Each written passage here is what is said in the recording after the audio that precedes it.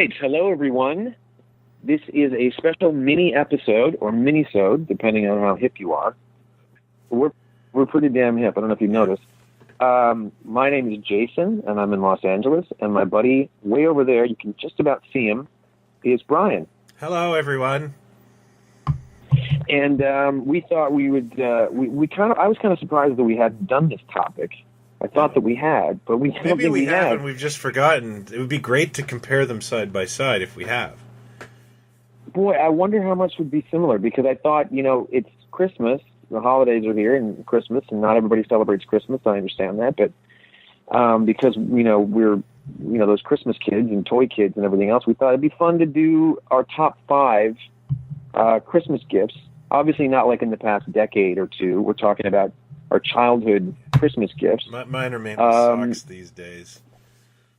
Yeah, Brian wanted to do just socks for top 5. I don't know if everyone's like me, but I'm a toy collector. But at Christmas, I would die if someone bought me a toy in my family.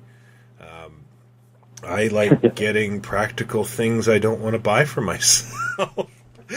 Well, it's also there was that, and also people are really standing around going, "What could we possibly get this guy?" Yeah, that's the other thing. And I'd rather that somebody not fail at that when there's lots of things I could use, and even though I don't really like getting gifts, but the only thing I draw the line at is if somebody wants to get me a Blu-ray or something. I'm pretty easy that way. Yeah, no, it's Christmas is not a big deal for me in certain regards, and I mean, I don't think as an adult, I get the occasional gift from somebody, or just out of nowhere, you get a sort of, I thought of you, it was a month ago, and I found this thing or whatever. But so it just, to me, is very much my fondest memories of it are from childhood and what it sort of meant, and because I think we both have these brains that have this laser precision about seeing something and the sense memory kicking in. And there are very, very specific photographs in my brain of Christmases that are more vivid than, romances. I don't know. They're just there. So I read a book recently that suggested that positive memories, they have to work harder to get into your memory because we're so trained to look for negative. And they likened things like Christmas, celebrations that are happy, as basically just same way a needle goes into a record groove in your brain. They leave that happy, like when happiness does get stuck in your brain, it gets stuck, and that's why we're nostalgic for toys and that sort of thing. That's interesting. It was really interesting. That would make a lot of sense. Yeah, it was a book called Hardwiring Happiness that I read, and I totally got that part. I didn't carry, that's the one thing I took away from that book. Was like, I get that, because you have these amazing, vivid memories of happy times when you're a kid, and you're really quite good at doing that as a kid too, because you're fast tracking your learning. So well, and see, I also think there's something to that where, there's a school of thought that's kind of, don't live in the past. You got to keep moving forward. Yeah. Well, I think you can do both. I think you can move forward and you can constantly be in the moment. But I think it's good to hang on to these things that are very positive, as long as they don't ruin your life or something. It's amazing to pull out positive thoughts and keep lingering on them. Yeah. That'll make you happier and better in life. So let's go through our top 5 of the happiest Christmas presents. I don't have them in any order. I hope you don't either. I actually did, just to kind of get them out of my brain, and they really don't. None of them. The only ones I'd probably put in order would be the top 2. Okay. So I'm just kind of threw these out. But number 5, and again, keep in mind, none of these, don't take me to court on any of these things. If I mention something and something else I got the same year, if you guys find out different, please don't hold it against me. I just don't. I'm just trying to remember what I can. I'm still alive after bad-mouthing the Ice Pirates. We're all going to be okay. I think we'll be okay. Yeah. I don't remember what this thing was called, but I'll bet you do. And it was something that I saw and I just this is so vivid. I remember the TV commercial, and I became like mildly obsessed. Like, we got to find this thing. I got to tell my mom. I got to get this thing. I got to have it. And I think it was Mattel, but I forget. But it was this car factory. And what you did was they came with a bunch of molds for cars, and it came with these spindly wheels. And what you did is you melted wax. You got a little machine thing that you plugged in, and you melted wax into this bin that was in this metal kind of thing.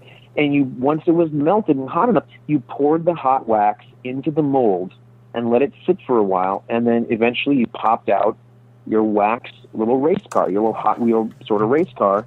Were they Hot Wheels size? They were Hot Wheel size, yeah. Oh God, that's not in my world. I want to say it's called the Car Maker, but Mastercaster. Mastercat. Wait, no. Was it a car thing, or was it the one with the creatures? No, you're thinking Creepy Crawlers. Creepy Crawlers, not Creepy Crawlers. It was $79. That would be you. Cars aren't my thing. I don't have a, I was into cars when I was like 3 or 4, and then I just dropped it, and I'm still not much of a car guy. That's what's so odd about it. I wasn't really. I mean, I had some of the Bond corgis and things like that, but that's what's so odd that I wanted this thing so bad. I think it was more that I was making something or creating something. I get the feel. Yeah, it doesn't fall in place with any of the rest of the stuff that I'm thinking of that I wanted as a kid or that I got, but. But I mean, it's one of those things you think back on and go, wow, this was a good idea. Pouring wax, melting wax into a thing, and having kids pour it into hot molds wax for children without parental supervision. Of course. And I recall, I bet if I smelled the actual smell, I mean, we all know what candles smell like and wax, but there was something about that wax melting in this little container that was so strong and so vivid that if I ever saw the thing again or somebody put it together, it would be this instant sense memory of what this thing was. The 70s were weird for that. Craft kits were everywhere. And, like my sister had wood burning and candle making and all this stuff that, you could basically scar yourself for life, Yeah, the melting, what was it? Remember the ones from way back with like you got like liquid metal or something. I mean, I don't know. Like there was some Superman ones and some weird from the 30s. Oh, those are Creepy Crawlers. Like, you're making metal figures. It was a hot plate. It was a hot plate. Yes. And a friend of mine who's about a decade older than me once told me, like, we ran into his cousin, and he said something to the point of, she's got a scar on her hand from when she was a baby, and she walked into my creepy crawler machine. No. He goes, and so she's the reason I lost my creeper crawler machine when I was 6. And kids, like, seriously, she has a permanent scar on her hand from this thing. There was another one though. There was another creepy crawler thing where you poured gelatin into it, and you made the Jello ones that you could eat. Do you remember that one? Yeah, I was never allowed to have any of this stuff. So. Oh, okay, yeah, I remember that too somehow. But that would be my first one on the top 5 list. What about you? What do you got? I'll start slow. The one I remember, and I actually have a home movie of me getting this, and I have lots of pictures of me with it. A Mego Robin figure. And nice. I'll quantify this because I had Mego figures were never really a big Christmas thing. I see guys opening them up. Mego figures came at like birthdays, or because they were like $2 or $3. I was good for a Mego figure when I got dragged to the mall, or which was rare. But so I didn't usually get them at Christmas, and I got this Robin at Christmas. I think because I broke my Mego Robin. Robin was my favorite superhero at the time, and it was. I just remember being really super duper excited every time you got a fresh Mego, and it still had its gloves and the belt and the shoes. You were going to lose those; they were not going to last. It was so exciting to have it for, the hour that it was perfect and complete. And when I look at those photos, or I look at the home movies, I know what's going through my probably 4-year-old head or 5-year-old head at the time, which is like, It's perfect. Oh, that's funny. So, and did, again, did we ever talk about the gloves? I don't think we've ever had this conversation. And I know how beloved they are. I know that they are one of the most iconic things when you think about Megos or photos of those figures. But as a kid, I couldn't stand those mittens. I hated them. I just never couldn't make the jump as to why they had these big mittens on. To me, they looked like oven mitts. I just couldn't. They were oven mitts. I didn't understand what they were doing. Were they like at a bake-off, or did they fight crime? I didn't understand what was going on. Robin Adams and I on the Mego Museum were trying to get plastic oven mitts made that said Mego Museum on them. That's genius. You know what would be genius is if somebody did like a cosplay and did. Oh, someone's done that. Like that's have they done that? Okay. Oh yeah. So wait, you guys, you were trying to get mitts made, and what happened? I don't know. It fell apart.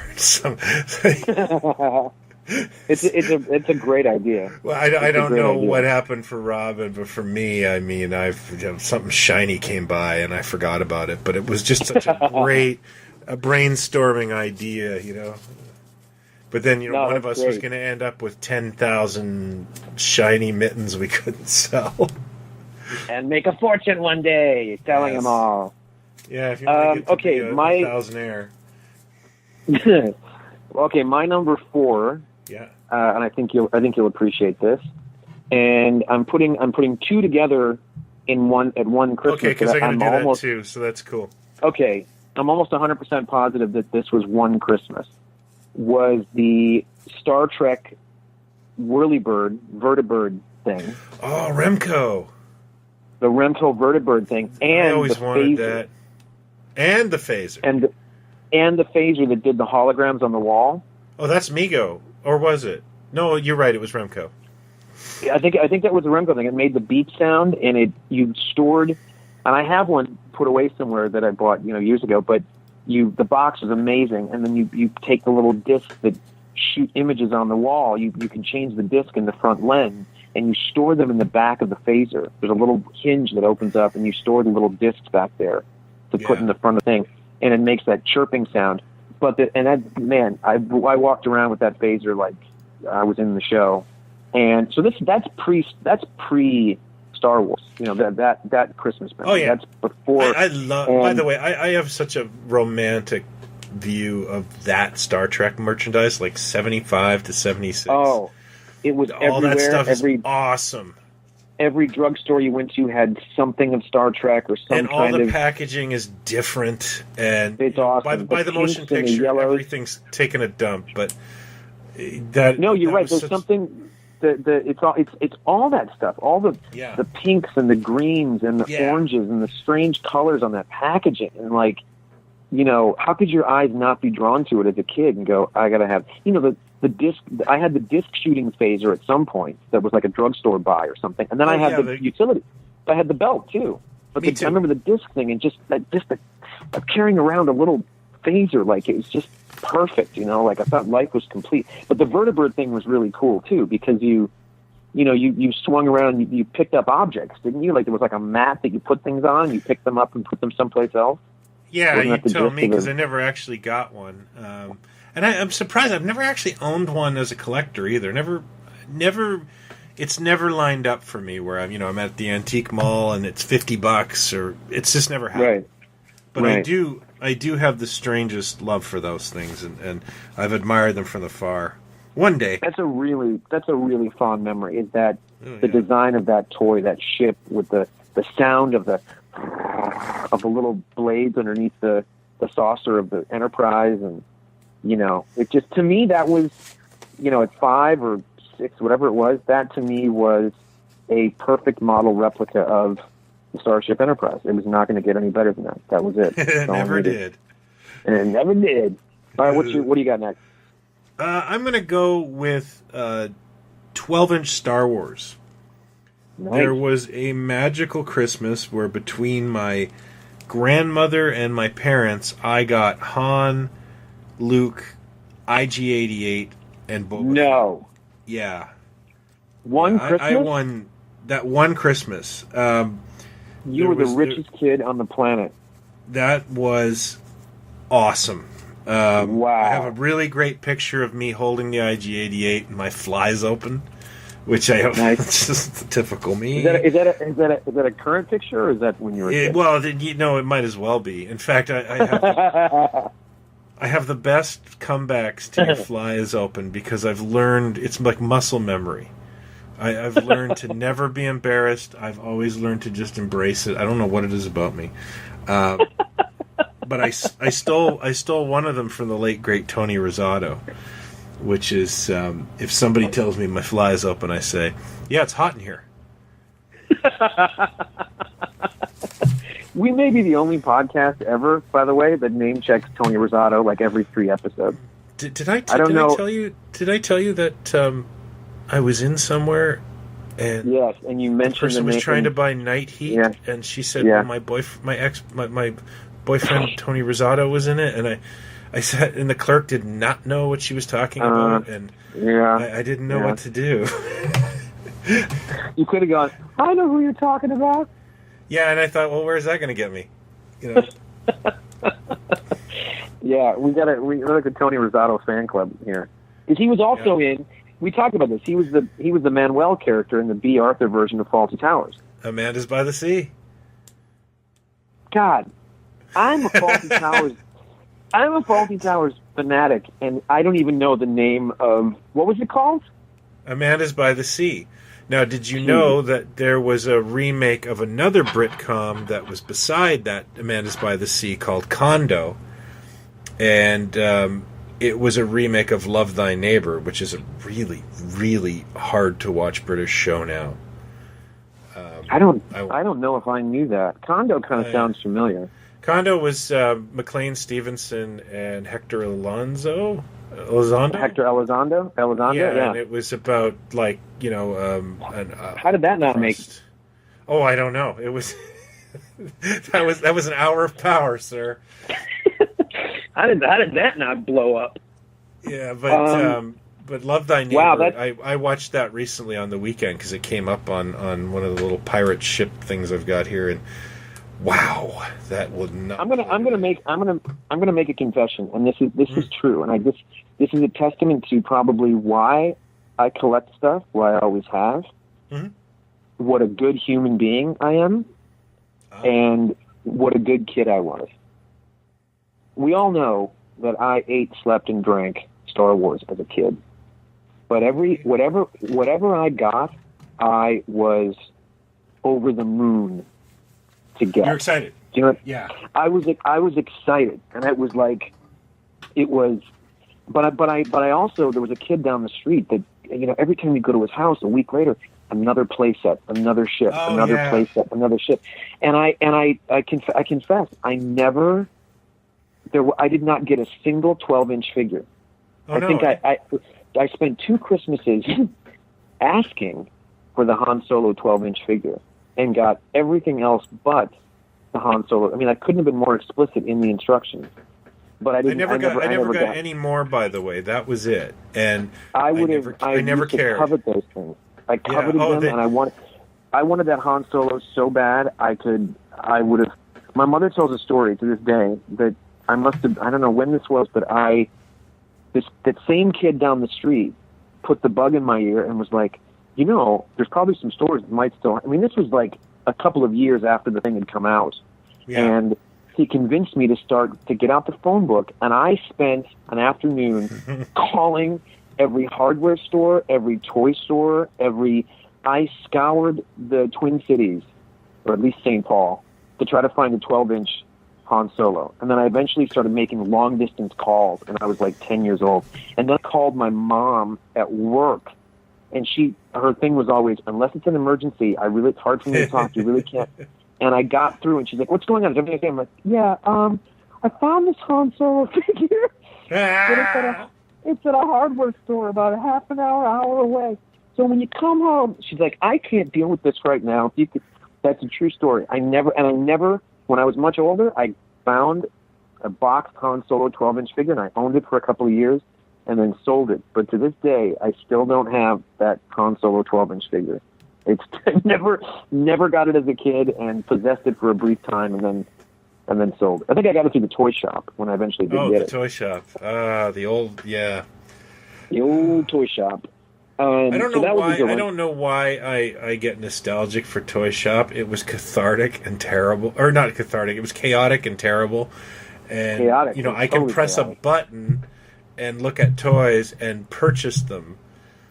That it's way superior. But there is some sort of weird nostalgia wrapped up with getting Toy Shop. I'm nostalgic for that time that we probably had a lot more disposable income, and when I go back and think about all the things when I thought about the things I did get through Toy Shop, if I were to try to get them today, there's some things you can find on eBay now and go, well, that's about the same as it cost back in 1992. That really hasn't gone up much in price. You go back and try to find some of the, the carded Indiana Jones figures or the Bond corgis or things like that. A huge jump from what I paid or what I traded for stuff, back in the toy shop days. So yeah, there is nostalgia for that. Let's see. Are we ready to move? Should we do the next one? Sure. Yeah. Okay. All right. It's your turn, right? So I'm gonna do 2 and 1 again because they're gonna blow your mind. Because speaking of Star Wars and Han Solo, there are two things that I recall. If I mentioned the wax car thing, if I kind of said, well, I like this thing, that's one thing. There were two things that I campaigned. I hired a staff of 30 people, set up an office as a kid, campaigned, sent postcards to my parents. Social media marketing blast. Social media marketing blast. I had to have this thing. And one of them was the Millennium Falcon playset from Star Wars.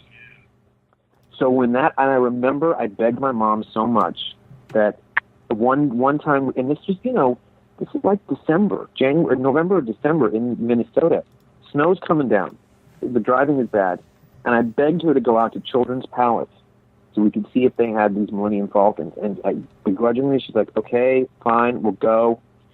And I'm guilty the whole trip, and there they were. The box was bigger than me. This was a huge box as a kid. And she got it for me. And she said, I'm going to get this, but you do not get this until Christmas. And she put it away somewhere, and then Christmas morning. So that had to be 79, I think. Because it was the Falcon, it was the Star Wars packaging. I think I'm pretty sure I remember that. And I didn't even know what else I got that year, except for one other thing, which I also saw the commercial for and said, I like that thing. And I don't know how she figured out that it was the Starbird ship, the Milton Bradley Starbird ship. Yeah. Because it still has the coolest laser sound of any toy that was made in the 70s. It was superior to anything Kenner made because they didn't have to pay a license fee for it. Well, you press that button and it made a laser sound like it came right out of Buck Rogers or Battlestar Galactica. It was that perfect sound, and the front lit up. You press the button on the Kenner stuff and it just kind of made a whirring sound, or just kind of that's all it kind of did. Yeah, But I love that Starbird thing. And you when you move the neck upwards, it inclined, and then you pointed the nose downwards, and it declined, and then it just kind of hovered where it was. And I just got the biggest kick out of that thing. So I'm almost positive I got those both the same year, but the Falcon was just an obsession. I just played with it nonstop, adventures with these guys. So that would be number 3. What was your number 3? Number 3, speaking of adventures, every Christmas my mom was good for one thing from about 1975 to about 1979, I would say. Okay. And that was one Fisher-Price Adventure People set. Oh, wow. They were fun, they were healthy, they were indestructible. I still have most of them. Mm-hmm. But the one I think that resonated with me the most would be the Wilderness Adventure set. And that was basically a plane, a pontoon boat, and a Jeep. And it had the brilliant, ability to take the pontoon boat and turn the plane into a pontoon plane. Wow. And I played I loved all but one of the Fisher-Price Adventure Team sets, the Adventure People sets that I got in my childhood. The one I didn't really like was the TV Crew. It just didn't work for me. But that one especially, I have really good memories of playing with it, like really enjoying that set. And I played with it hard, and it's still here in my office, which is amazing. Yeah, like those amazing. Those figures and those toys have aged really, really well. There's a lot of fun for those things because they were beautiful. That's pre. I mean, what is that? 77, 78? 77, I'd say. Yeah. 77. So right around because I remember the famous Fisher-Price Adventure Team Naturist set that came out in 77, the nude figures that were at a campsite. No, but yes. because there was a point that all of a sudden there were, and I bet I'm going to get this wrong, but kind of right. There were like two spacey looking green people, a man and a woman, and then there was like a guy with a silver face or a black outfit and a silver thing or something. Yeah, those came at later? the point. Yeah, that was later, and honestly, I brought this up recently, I think, on the Mega Museum forum when I was talking about it, but I remember thinking, like, being disappointed in seeing those as a kid, like being, 10 or 11, and you're a little cynical now, and you're all into Star Wars, and I remember looking at those and going, really, dude? Like, because I viewed those toys as kind of perfect in what they did. They and for them to branch off into sci-fi seemed kind of like... You were kind of like, you guys are sellouts. I can't believe you jumped on the sci-fi. You sellouts. Bad enough you had the TV Crew. Stupid TV Crew. Stupid TV. I did not dig the TV Crew. But you know what? The little space guys I had, because there was also a weird looking robot thing that was like orange with orange legs, and the square bit that the body was, it flipped that one upward, was kind of neat. That's mental. That thing. Yeah, that's insane. I bought that as a kid. I had that. I just kind of used it. I thought it was like a droid from Star Wars. I put it with the rest of them.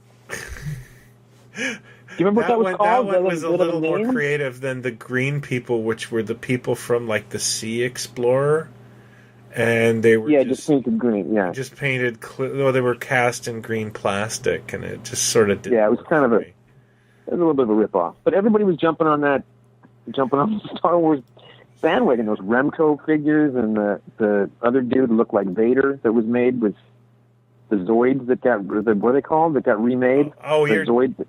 You mean like the Night of Darkness or the Starroids? Or the Night of Darkness, that was Ideal. Yeah, and they actually beat Star Wars to the marketplace. They did, that's right. And but wasn't one of the little other ones was like a redo of a Zoid, Action Zoid or something that had come out before, and they just repackaged it? Yeah, Starroid. No, Zeroid. That's the only Starroid reason. were the other ones, right? The Starroid Raiders. Starroids that was the line. I've always called them grandparent traps. We'll get him a Star Wars, and they buy this thing thinking they've picked up a Star Wars figure, and in fact they've just picked up some. It looks like Dr. Spock. Yeah. No, you're getting it wrong. That's his favorite. You're getting it all wrong.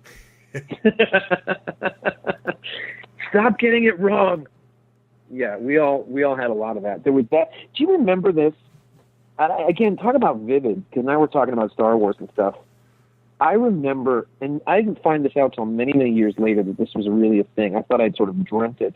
I think I've told the story before, that time that my family, my brothers and I, my dad, were up at Breezy Point Resort in Minnesota, which was like a way to get away from the city, and it was like like there were hotel rooms and stuff, and there was a pool. Anyway, walking into this shop that had the People magazine with C-3PO on the cover. Yeah, that's the thing that introduced me to Star Wars. And the article basically says, we sit down and talk to the team that made, and then the apprentice said all under 30 who made, Star Wars, like this, this big thing. And I still have that issue of People magazine. I got it. But I looked over in the some of those little seaside type shops, they had like, rocks and little agates and things that were in this, like a glass case next to the counter or something. And they had these little white metal figures that were characters from Star Wars. Yeah.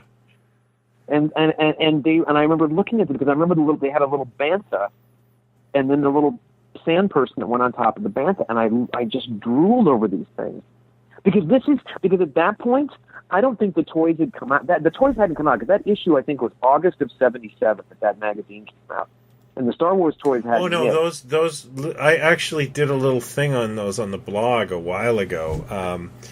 I got to find it now because I think I had a Japanese ad for it, and those were the first things out, and they were just completely a pirate ship. Those guys.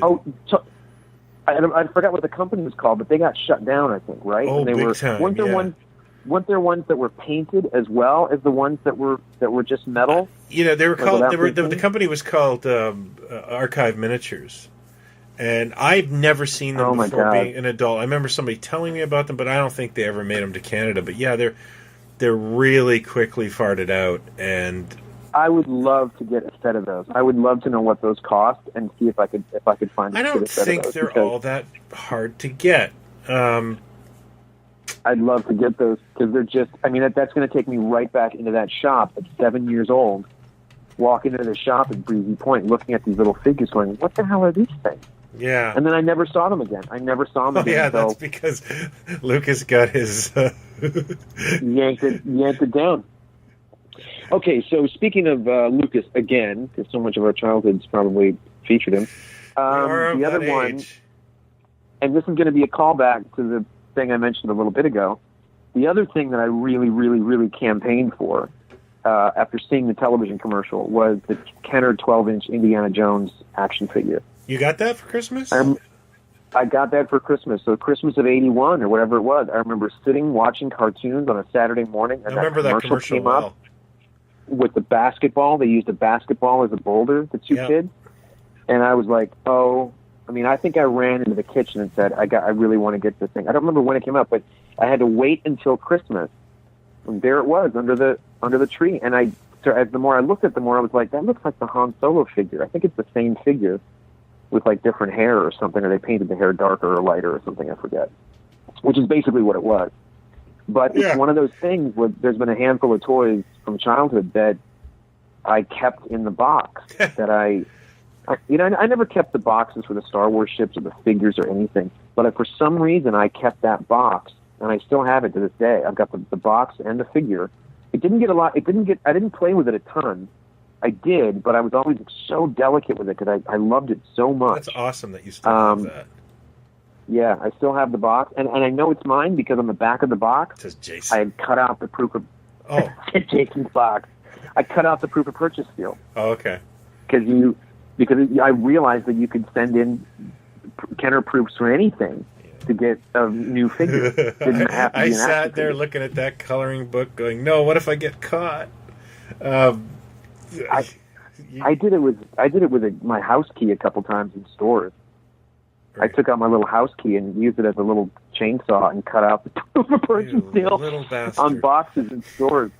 Yeah. There's somebody bold criminal. There's somebody from Minnesota listening right now who just spat out a beverage because you screwed them on a proof of purchase. That was my slave one proof of purchase. It was the last one. I can't believe that kid did that.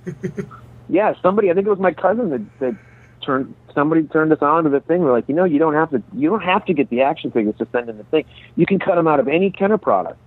Even my action figure case, my Star Wars action figure case, has that slit that's inside the case that is like a menu of all the figures. Yeah. And you cut out that the proof of purchase. I cut that proof of purchase seal out. I never realized it was just probably some brain dead intern. Just like, is it blue and is it the little blue and white things? Put them in a pile over there. Send them a figure. They just threw them in the garbage at the end of the day. Yeah, exactly. So that was a big one, the Indiana Jones figure. What's your number two? Okay, my number two is another combination, and this is in no order, of course. But this is a very happy memory for me because we had a weird Christmas in 1977, I want to say, or 78. I think it's 77, which was Yeah, Christmas 77, we went to Florida. We traditionally opened our Christmas gifts on Christmas Eve because we're weird Europeans. But my mom woke me up at 5 in the morning, and I grabbed some of my favorite Christmas presents, and we drove to Florida, and I doubt my parents stopped. It was about a 24-hour drive. Wow. So I got to know these toys. Wait, I'm sorry. Intimately. I've got to jump. Wait. Was there family in Florida? Is that what you said? Nah. Why did you go to what? Just went to Florida. Family though. Vacation. We left Christmas Day. Yeah. Just hopped in the car and said, that's it. We're going to Florida. Yeah. That's fantastic. My dad's okay, a little impulsive. And I grabbed the 2 new dolls I got that Christmas, and these were always Christmas presents, which was Maskatron and Oscar Goldman. And wow. Whenever I see those toys, I'm reminded of that trip, and I'm reminded of how friggin' fun they were. And yeah, Oscar Goldman on paper is kind of dull, but that briefcase rocked. Just rocked. Isn't it amazing though how it's incredible to me. Now every time you see those figures or pictures or images or whatever, you're instantly taken back to that moment. Yeah, and the other thing that takes me back is early Charles Schultz's Peanuts, because I think I got some Peanuts books where, I love the early art in that, and I think I read those 1,000 times on that drive. Yeah. Wow. Yeah. That's great. I love the Florida thing. I love that all of a sudden. Florida in the 70s everybody wake up. was We're really going to Florida. cool, too. But it was like, what are we in trouble? Just don't ask any questions. Get in the car. Yeah. We're going. Yeah, it was like, grab whatever's not nailed down and let's go. I'm going to get dressed. You don't have to get dressed. Come on, go in your pajamas. Let's go. I did go in my pajamas. What the hell? Did your father murder somebody? Is that why you had to get out of town or something? That's just how they rolled. I think that's why I'm such a safe homebody. Fantastic. My dad would just do things like... Because you were always on the run as a kid. You guys were always running from town to town. Like, we just got here. I remember Sunday. Put it in the car. One Sunday night, I was getting ready for bed, and my dad's watching TV, and there was like a McRib commercial, and like 15 minutes later, I'm in my pajamas at McDonald's.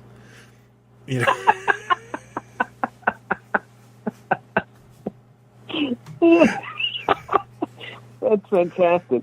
I love that. Yeah, I wouldn't trade it, but it was weird. Well, you're a dad, Pete. I was going to say, maybe it's a dad thing.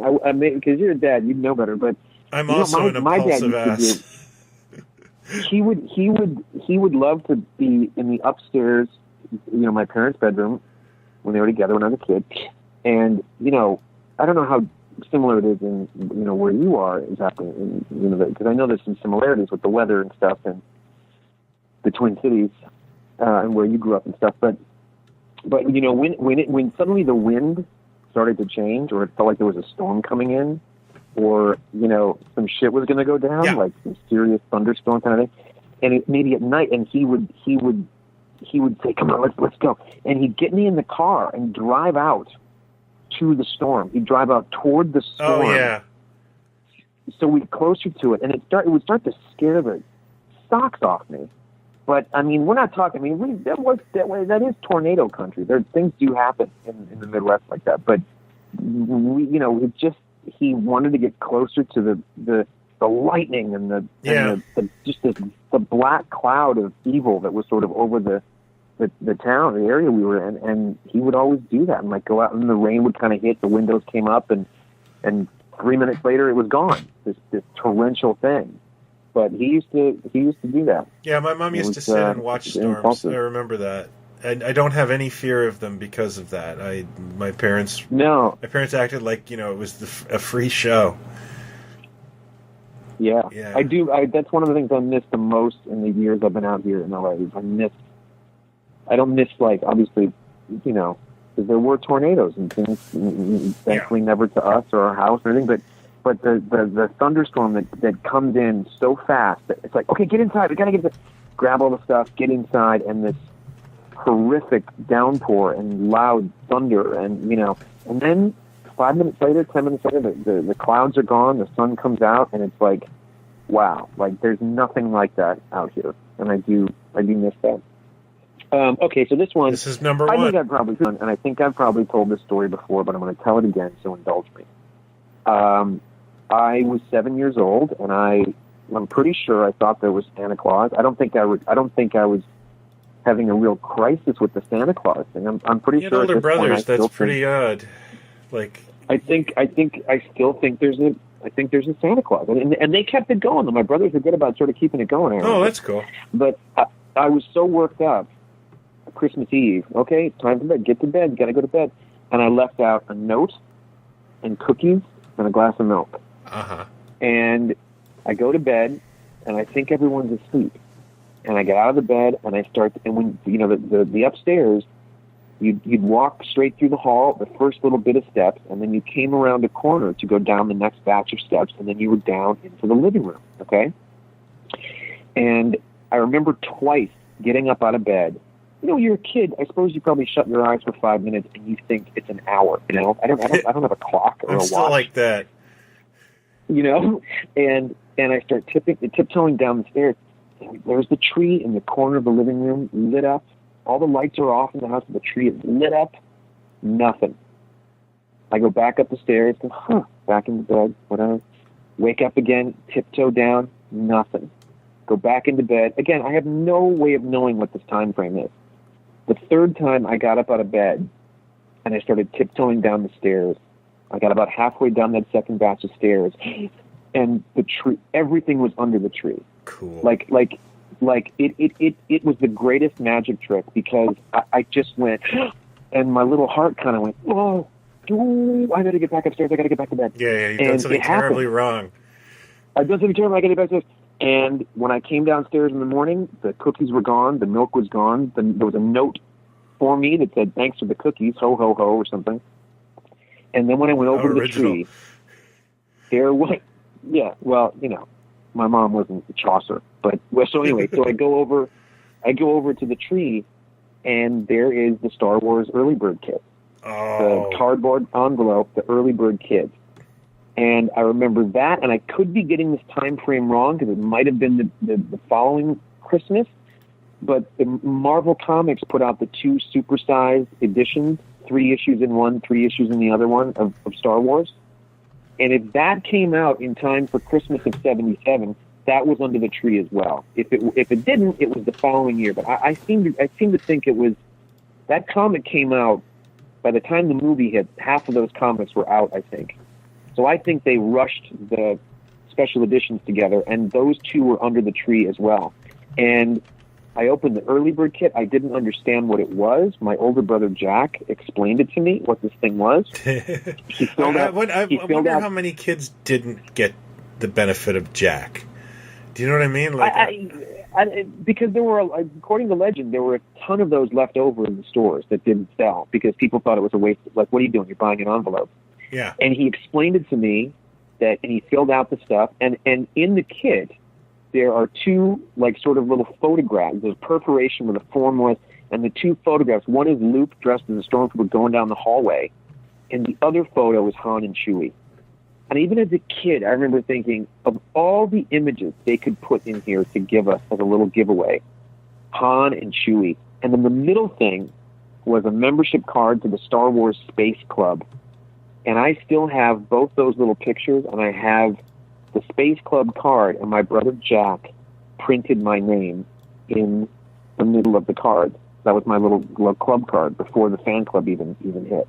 I still have those, and I have the envelope somewhere that is, because the backdrop that came in it, when my kit showed up of the 4 figures, I then saved that backdrop, and because those were the only 4 figures that had come out, I cut out all the other characters off the back of that display board, and I pretended that that was Han and Chewie. Those were the figures of them.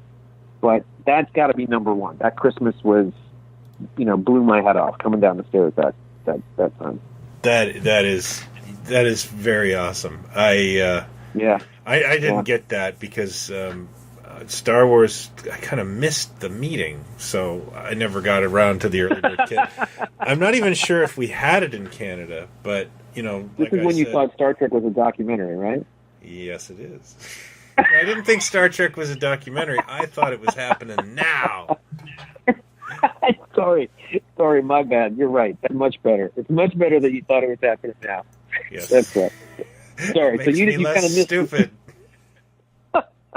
You kind of missed the Star Wars boat, and so you did. But wait a minute. You had the following Christmas was one of the large size figures. Or was that 79 with those kids? Oh, I think that was like, I think actually that may have happened in 80 or 81. I'm not even sure. Oh well, Yeah. IG-88 would have been 80, right? Yeah, that would have been like 80 or 81. And the memory may be cheating. IG-88 may have been the following year. I don't, I think it's that way, but I'm getting old and I like the booze, so I'm not sure what's what anymore. Don't you think it's an odd thing when you think back to those figures? Don't you think it's strange that first of all, they made Boba Fett and they made it completely different than the other ones. They made him like the $6 million man. They made him like a $6 million with the hinges and the plastic body and instead of the rubber knees and all that stuff. He rocks. And then the next one, somebody goes, we got to make IG-88 because it's going to be a brand new mold, a huge giant thing. Wouldn't it have been easier to make Lando or like another Leia or those other prototypes that we saw, like Han and the Hawk things or whatever? Apparently, they were a dud. They were a super dud. They were a dud. People wanted the little guys with the playsets and the ships and stuff. Yeah. I loved the 12-inch, and I think I loved it because I was a Mego kid, and that was the closest thing to getting actual dolls, which I'm a huge fan of. Yeah. So my number one and your number one are very similar. And okay. This mini, by the way, is going to be an hour, so it's a maxi. Sorry. But whatever, who cares? My bad. My bad. It's Christmas. I can't help it. I got wrapped up. No, it's cool, man. We're both to blame here. My number one is the Death Star playset. Oh, you got the Death Star playset. I did, and the reason I put it at number one is, even though I didn't really at first, I beat the shit out of that thing by loving it. Like, it was more tape than playset by the end. And my dad was working, he had a warehouse, so I used that masking tape you use on boxes. Right. And it was falling apart. And it wasn't because it was crap. It was because I just, that thing got so much use. I bet you could blindfold me, put a boxed one in front of me, and say, assemble this, and I'd have it done in about 3 minutes. Wow. I loved it. I still think fondly of it. I almost bought one recently at a toy show, but really? The last thing I was at a show, and the dealer is a friend of mine by the name of Mark, and he had a Canadian boxed one, and he knew I had a Jones for it. But you like that era, I know you're not a huge Star Wars guy, but you like the era of the early Kenner stuff. I love the early Kenner era. Yeah, I love 78. Is my favorite. Once they start putting Empire logos on it, even though I have completely fond memories of that era, it loses the sexy for me. I don't know why. But I'm okay with having rules too. No, I agree. I mean, I had a couple. I had the X-wing, I had the Falcon, I had the X-wing. I think I had the Land Speeder. I think I had the Cantina. And I had the Land of the Jawas, and that was the extent of the playset that I had. Yeah. Well, the Cantina was awesome. I considered that like Han Solo's hangout, that was where he practically lived, But I mean, when you look at just the boxes and the ingenuity of the playset and there's a real charm to all that stuff that I don't think ever quite was matched by. As good as the other stuff was and the Empire stuff that came out and stuff. I'll make a confession as a kid, the Death Star thing. I wanted that thing really, really badly. But I know how this is going to sound, but there is a twist to the story. I could never get my 7 or 8 year old brain around how a tower translated into the Death Star. Oh. My brain only thought of it in terms of a round thing, and I didn't understand that it was as if a camera went into the Death Star and zeroed in on 3 floors in one section. And then many years later, when I discovered that Palitoy, was it Palitoy that made the cardboard one? But also Irwin in Canada released it too. Irwin in Canada. And yeah, so we actually had 2 different Death Stars in Canada. When I discovered that, I went, oh, that would have made more sense to me as a kid if I'd seen, that as the Death Star playset. It would have. It's just the way I suppose a kid's brain works, where you don't understand that it's like, no, it's just a room. See, I thought you were going to go with the but it blew up. Why would I, want that? you zigged with a geometric problem. No, it wasn't. That wasn't quite that nerdy as a 7-year-old. It was more that it was like, yeah, this is the Death Star. It's like, well, no, it's a round thing that does the thing. I couldn't understand because the cantina looked to me like you went into a bar. Land of the Jawas is like, well, there's the desert and there's the thing. And then there was also that one. I didn't have Land of the Jawas, but I had the AT-AT one that was like the Hoth equivalent of that. And I remember buying it was like a redo or something. It was, they repainted it and they put a different backdrop. Yeah. And I remember buying that with my own money, I might add. And wow, that was probably one of the earliest buyer's remorse issues I ever had as a kid, because I was just like, this is boring. This thing's boring. There's nothing to do. You take the elevator up, and who takes an elevator up to the AT-AT? That didn't happen. Well, yeah. Try spending an afternoon with the Land of the Jawas. Well, at least he went up the Jawa ship, and he went up in the thing. But then the coolest thing about it was the escape pod that came with it. Oh yeah, it came with that plastic escape pod, which for the life of me, I don't understand. All these years later, why no one has made an escape pod vehicle for 4-inch figures of updated figures of 3PO and R2. That would be. I mean, it might be kind of big, but I can't believe no one's ever made that thing. They made it in Micro Machines, and they made it in the Land of the Jawas, but that's such an iconic moment from that movie. It's always surprised me no one ever did that. And then wasn't there? So the cantina that was the Palitoy cantina. Yeah, that was the one that came with blue snaggletooth. No. Oh yeah, no, not the Palitoy cantina. I was thinking the round Death Star, the cardboard Palitoy. Yeah, no. I was going. No, that was a Sears cantina. That was a Sears cantina. Yeah. So the Death Star didn't come with an exclusive figure, did it? No. Okay. There was later. Do you remember the Cloud City playset, which I think is just a cardboard backer? And is that the one that was a Sears one, right? Where Han goes into the carbonite thing? No, I don't think. Well, maybe I don't remember anymore. Because there's a Sears exclusive Bespin thing that is different than the one that was in stores, I think, and it had this middle section that I think you put Han in and lowered him into. You could be right. The thing. And for someone like me, who had nightmares from Empire, the last thing I want to do is relive the moment and get that playset and torture my friend. You're not over it, are you? No, still haven't gotten over it. It did take a long time. I'm over it now, and I appreciate it now, but it took a while. It hurt. It hurt for a while. Yeah, it really bugged me too. I think that's funny. It did. It bugged me. Well, that's pretty good. Now, what do you think between the two of us in these lists? If you had to put a budget together to get all these toys today, what are we talking about? Like $5,000, $10,000 for all these? Well, no. I mean, mileage varies. I'm the Templeton, the rat of toys. I don't care if they've been opened or, they don't have to be C10 and AFA can go to hell. Yeah. I don't want kids boogers on them and a bunch of dirt and stuff either. I didn't say that. Yeah. Who's talking about boogers? No, I'm just saying I don't want it. They don't have to be mint. Yeah, but I don't want them. Yeah, I think I could probably get most of my stuff. The 12-inch Han and IG-88 and Boba being the ones that I worry about, but I could get a boxed Mego Robin for $125. I know that I could have picked up that Death Star for $200 Canadian at the most. I'd be out at $1,000 to $2,000 which isn't going to happen. You already have your Indy.